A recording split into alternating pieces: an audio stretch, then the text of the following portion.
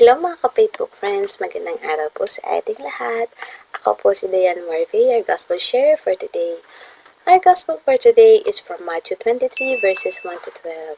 Ang nagpapakataas ay ibababa at ang nagpapakababa ay itataas. Pagpapakumbaba. Paano ba ang magpakumbaba o ano nga ba ang pagpapakumbaba? Ang isang mabuting katangian na dapat mayroon ng isang tao ay pagpapakumbaba. Bakit? Dahil hindi sa lahat ng pagkakataon ay tayo ay mataas o nagpapakataas. Dapat tularan natin si Jesus. Sa lahat ng pagkakataon, kahit madami ang gusto siyang ipapatayo o ipahamak, naging mapagpakumbaba pa din siya. Sa ganitong paraan, dapat ipakita natin, lalo sa harap ng Panginoon, ang pagpapakumbaba.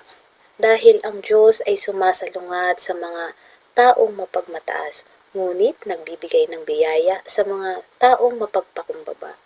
Kaya't magpakumbaba tayo sa ilalim ng makapangyarihang Diyos upang itaas niya tayo sa takdang panahon. Dahil ang pagpapakumbaba ay hindi naman nagpapakita ng kaduwagan.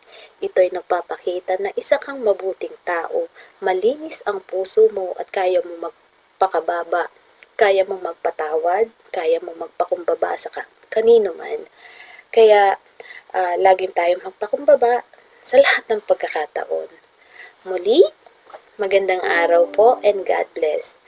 Para po sa ating daily reflection at updated, please like, follow, and subscribe our YouTube channel at Facebook PH, and you can download Facebook app and register at www.facebookph. Muli, God bless po!